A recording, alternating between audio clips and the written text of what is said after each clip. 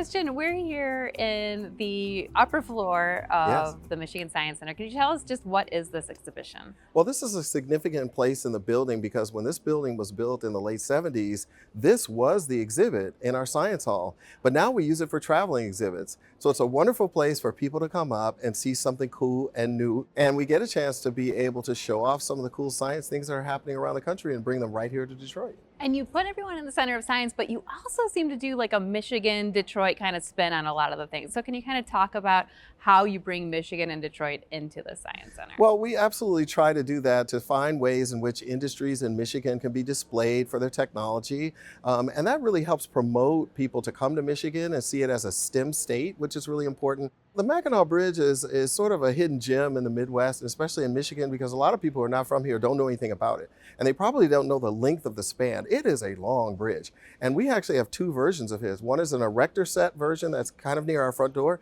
and the other one is the one that you can walk across. And we want people to explore that and not just see it as a bridge, as an architectural wonder, but also the science behind tension and stress and strain or forces in motion. All of that is really important when you think about learning about some of the iconic things that you see in Michigan. Could you tell us what is the museum goer's experience when they enter the Michigan Science Center? Well, I think what people may not recognize is that science centers were created as a way to bring science outside of the casework. You're sort of giving the people the opportunity to open up the case and play with those things. Although it may not be the real artifacts, they are playing with the real principles of science, the practices of scientists, and some of the things that we do creatively as engineers. So that interactivity is at the core of a science center. And that interactivity means you get to try to do something to change the outcome.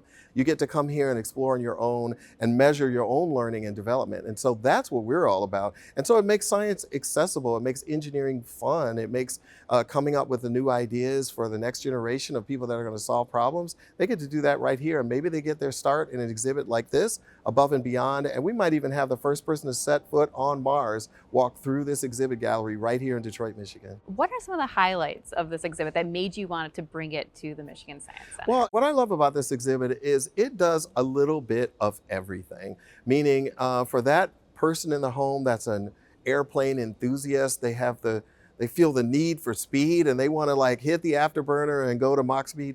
They get a chance to be able to do that in this exhibit in full throttle. You can actually design your own plane virtually, load it up to the computer, and then hop in a cockpit and fly it. Also, on the opposite end of the spectrum behind me is Spread Your Wings. And that's a pretty popular exhibit. I didn't know how popular it would be, but people love it. They love kind of standing there and holding their arms out and learning how to flap like a bird. And it seems easy because birds make it look effortless. But when you get here, it's like being at the gym. And then there's another thing like dangers that are out in space, like space junk. So you see all these rockets go up.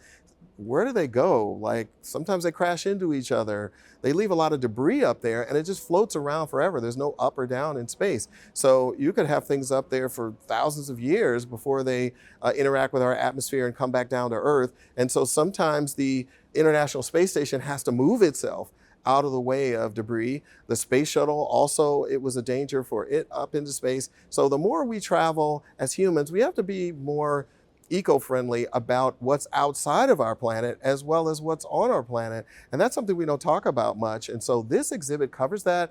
But the twist on it in this exhibit is you get to be kind of like Star Wars and blast all these things out of the sky as part of the process of trying to remove space junk from space.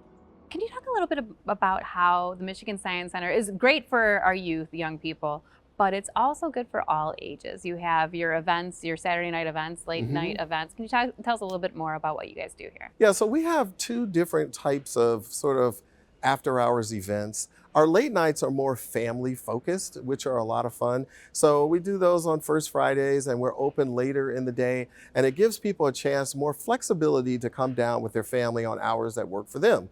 We also have our 21 and up events called After Darks. And those programs are fun too because we have drinks and other kinds of like entertainment that makes science come alive. So usually it's themed around a scientific topic, or we're recognizing a specific day that is recognizing science, chemistry, physics, physics or space flight.